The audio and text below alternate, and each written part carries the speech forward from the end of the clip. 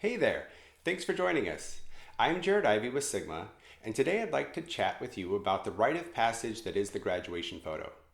With kids around the country going through graduation from home this year, many families are missing the opportunity this usually affords to recognize the accomplishments of their loved ones and to document this moment in time that represents such a milestone. While staging a graduation from home may not be ideal, that doesn't mean you can't still celebrate your rising star and capture this moment with photos you'll cherish for a lifetime. With a few simple steps, we'll walk you through how to take great photos of your graduate from home, using whatever equipment you already have. We're going to break this down into 3 essential components for success: how to pick the best location for staging your photo shoot, how to get the best results out of your equipment, and how to direct your graduates posing for the most engaging image. With that said, let's jump in on how to find the best spot to shoot from around the house. A good place to start is to simply take stock of our options. If you have the option to shoot outside, I'd recommend starting there. Shooting outside gives us more room to maneuver and less of the clutter from everyday life that could end up a distracting element in our photo. Plus, unless you have photographic equipment at home already, it's going to be easier to get good results by working with natural light. If you have the space, take a look around and see if you can pick out any areas that are relatively sparse. Maybe in front of a large bush in the yard, or you have a porch that you can use, or maybe it's just up against the wall of your house or garage. Ideally, we want to find a space that gives us a few feet on either side of our graduate without anything too distracting like exterior lights, house numbers, or gutters. The more depth you have to work with, the better once you get into posing. If you don't have too much space to work with in your immediate surrounding, maybe there's a park or some open spaces nearby that you can use. Once you have a location or two in mind, the next thing we want to tackle is how to get the best light for that location. Sunlight is going to be the most direct around midday, which means our shadows are going to be direct and well defined. And there's going to be a lot of contrast in this scene, which is hard for the camera to capture, and it's not the most flattering light for our graduate. If you can shoot closer to sunrise or sunset, you'll find that shadows will become less direct, contrast will be more manageable, and the overall quality of light tends to be more flattering. If you find you need to shoot closer to midday, try to hold out for some cloud cover if you can. If you find that your grad is squinting, try repositioning them so that the sun is to their side if possible. Now, if you don't have access to an outdoor location or the weather isn't cooperating, don't worry. With a little bit of preparation, you can get great shots of your grad indoors too. The basic checklist is the same. We want to find a spot that has as few distractions as possible, and hopefully some room for you or your subject to move around as you're working on posing. In many homes, the living room is going to offer the most space to work, but if you have an office or a spare bedroom without much furniture, that could be a good option too. Natural light is still going to be our first option for flattering light when shooting indoors. So if you can find some open space near a window, that's a definite plus. Once you've figured out your best spot to shoot from, take a moment to look around at anything in the scene that could compete for attention with your graduate. We want them to really be the focus of these images, so a few extra minutes spent beforehand removing distracting elements and tidying up will be time well spent. Whether you end up shooting outside or indoors, the more space you can create between your graduate and the background, the less distracting the background will be in the resulting image. Try to keep this in mind when scouting for and setting up your shooting area. If you can have someone standing in the scene while you take some test shots beforehand, that's really going to help speed up the process too. Take a few shots from different positions and different angles to figure out what's going to work best. The main things we want to keep in mind at this point are removing potential distractions from the scene, either by physically moving them or by altering your position to affect your framing, and also how the light is falling on our scene. Once you've got a location or two in mind for your photo shoot, you want to make sure that you have your equipment ready to show your graduate's best side. The first thing we want to keep in mind as we're getting ready to start the photo shoot is the effect that focal length can have on an image. Wider focal lengths will tend to exaggerate the perspective of your subject's face and give you more of your scene in focus, neither of which are really ideal for what we're after here. Longer focal lengths tend to give a more flattering representation of facial features and can help throw the background out of focus, keeping the attention on our grad where it belongs. If you're shooting with an interchangeable lens camera, try using one of the longer focal lengths in your kit. We're looking for a larger millimeter range here. If you have an 18 to 55 millimeter lens, try using 55 millimeter rather than 18. If you have a lens that goes out further to 200 or 300 millimeter, try giving that lens a try instead. If you're using a point and shoot, try zooming the lens in. And if you're using a smartphone, don't worry about trying to pinch and zoom, because in most instances the camera in your phone is only able to zoom electronically, which only reduces the resolution and won't actually affect the perspective. If your phone has a portrait mode though, try giving that a chance. Once you've got your lens set to a longer focal length, the other thing we can try to help make the graduate stand out is to increase the distance between them and the background. The more space that we can create here, the less likely anything behind your grad will be competing for attention. Now, as the focal length of your lens increases, the amount of distance required between you and your subject also tends to increase. So this is something you'll have to balance to fit the specifics of your shooting environment.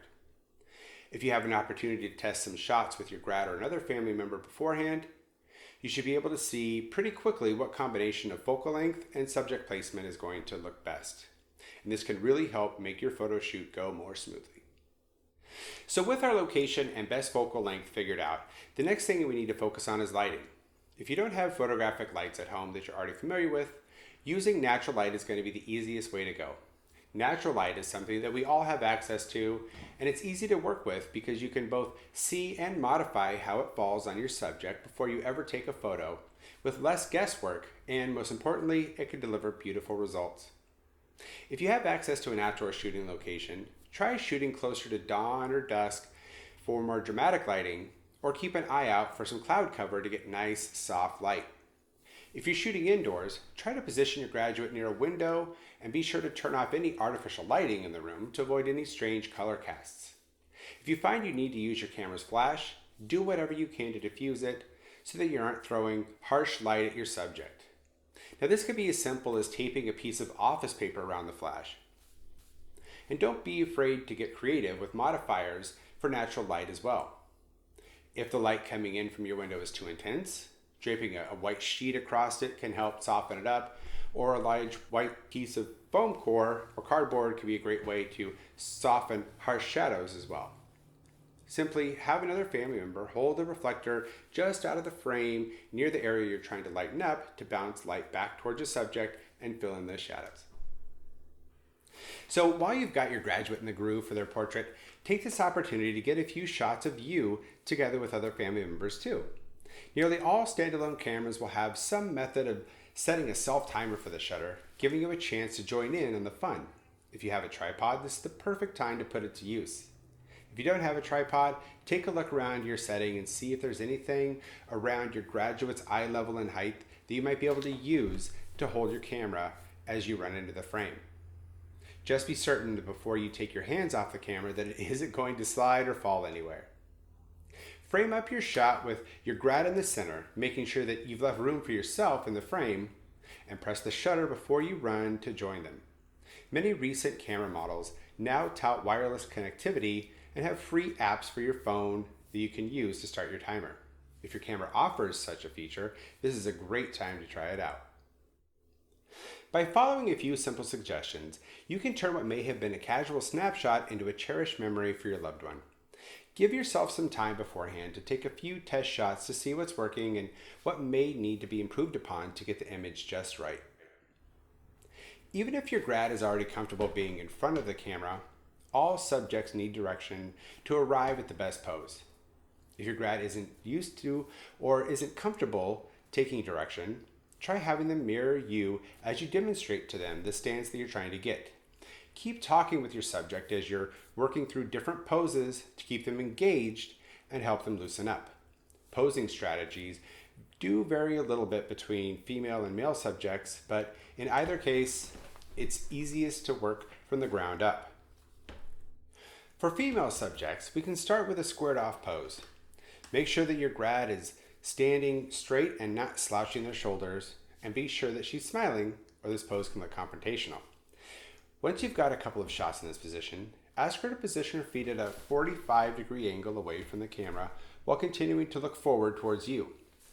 Turning the body this way helps break up the horizontal lines of the torso and can lead to a more flattering pose for your subject. Continue to shoot as she varies the angle of her feet from 45 degrees to 90 degrees away from the camera. Try asking her to place her weight on the back foot. After taking a few shots, ask her to shift her weight to the front foot. Review your images and see which stance looks best. Once we've figured out the best position for her to stand, we'll want to figure out where to position her hands. Try asking her to place one hand on her thigh, making sure that you can still see her other hand or arm. For male subjects, it's also fine to start with them squared off to the camera. Just be sure that they're standing straight, not slouching their shoulders, and that they're smiling. Once we've got a few shots from this position, ask him to position his feet 30-degree angle away from the camera, while continuing to look forward towards you. Take a couple of shots as he increases his angle from 30 degrees to 45 degrees away from the camera. Have him place his weight on one foot, take a couple of shots, and ask him to shift his weight to the other foot. Take a few more shots and then review your images to see what position looks best. After you've figured out the best place for him to stand, now we just need to give him something to do with his hands. Try asking to place his hand on his chin or place a fist against his hip, trying to avoid any hands in the pockets.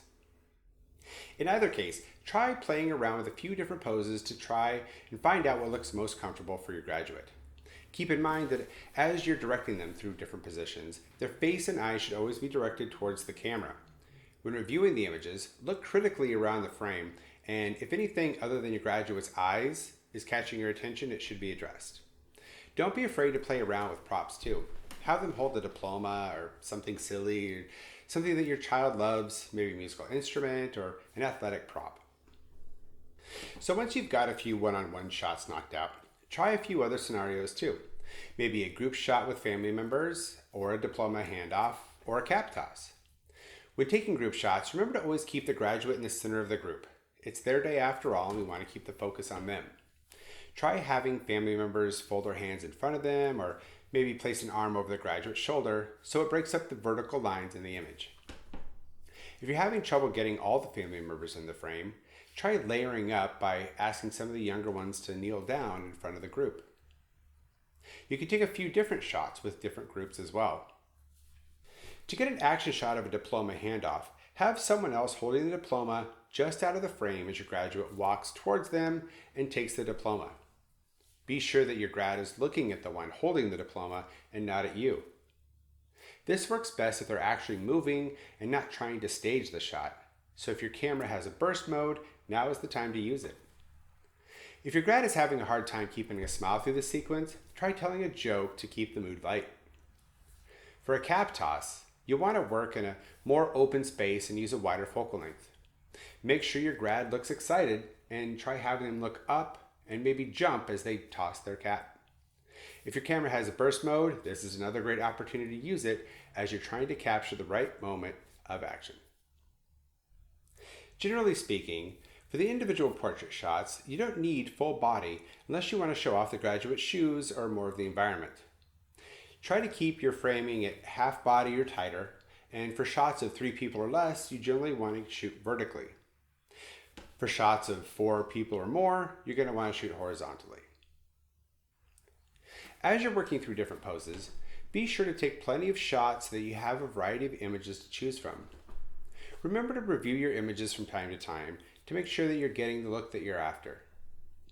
Remember, your graduate should always be the center of attention. So if anything else in the imaging frame is competing for attention, try to address it while you're still there in the moment. Even for experienced photographers and models, it can take a lot of trial and error to arrive at the best pose and shooting position to get the best image. So give yourself some time to work through it. And remember to enjoy the time that you're spending with your loved one along the way. I really hope this helps get you started, and thank you for watching.